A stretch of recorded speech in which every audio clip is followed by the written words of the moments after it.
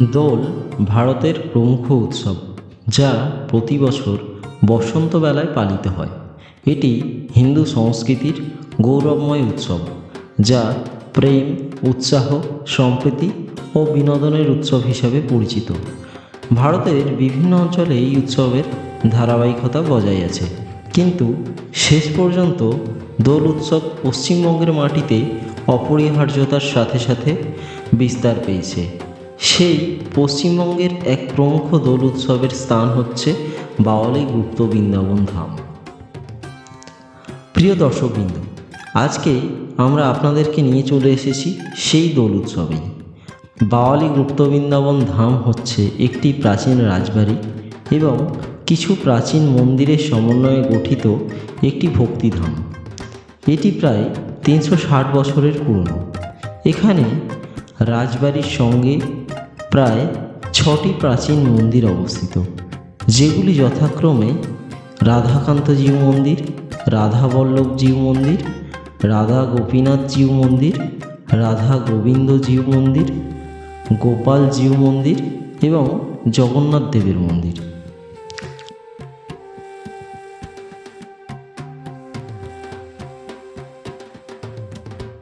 প্রাচীনকালে মণ্ডল জমিদাররা ভগবান শিবের আরাধনা থেকে সরে এসে শ্রী চৈতন্য মহাপ্রভু ওরফে শ্রীকৃষ্ণের আরাধনায় মগ্ন হন এবং এই মন্দিরসমূহ নির্মাণ করান। এমনকি এই রাজবাড়িতে রানী রাসমণি ভ্রমণ করেছিলেন এবং সেই ভ্রমণের পর গোপীনাথ জিউ মন্দিরের আদলে দক্ষিণেশ্বর কালীবাড়ির প্রতিষ্ঠা করান।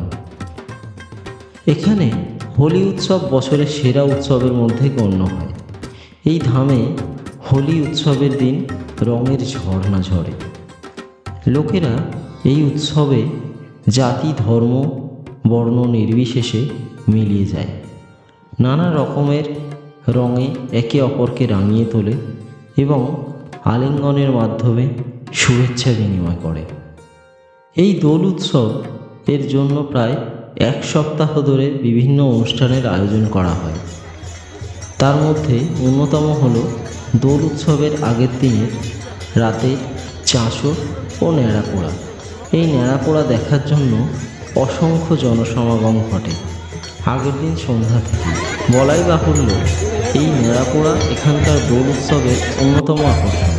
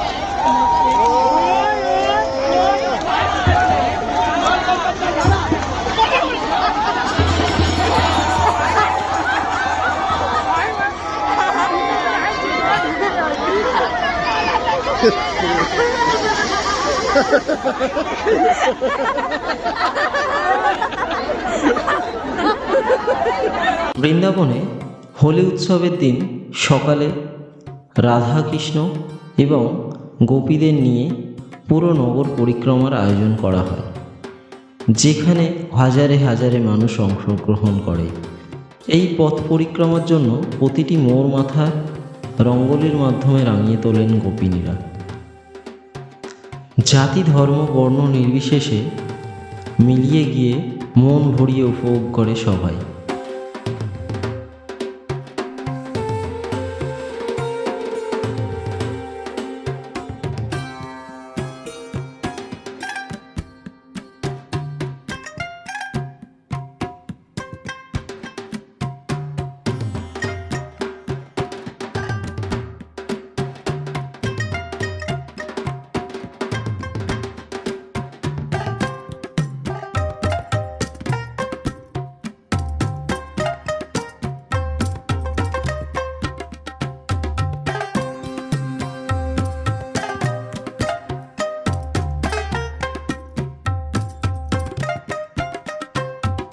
দোল উৎসবের দিন নগর পরিক্রমা সম্পন্ন হলে দলে দলে হাজারে হাজারে মানুষ এসে ভিড় জমান এই মন্দির প্রাঙ্গণে। তারপর একে অপরের সঙ্গে রঙের বিনিময় করে মেতে ওঠেন এই উৎসবের শেষ কণাটুকুও আত্মসাৎ করার জন্য।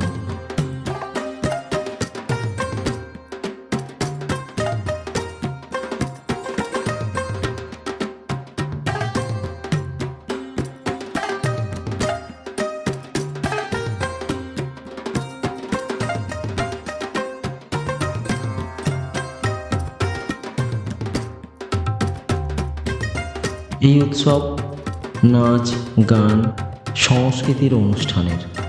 এখানে ছেলে ও মেয়েদের জন্য আলাদা আলাদা নাচের জায়গা করা থাকে এবং উদ্দাম নাচেও সবাই। দূর দূরান্ত থেকে লোক ছুটে আসে এই নাচে অংশগ্রহণ করার জন্য এবং কিছু মানুষ আসে সেই নাচ উপভোগ করার জন্য।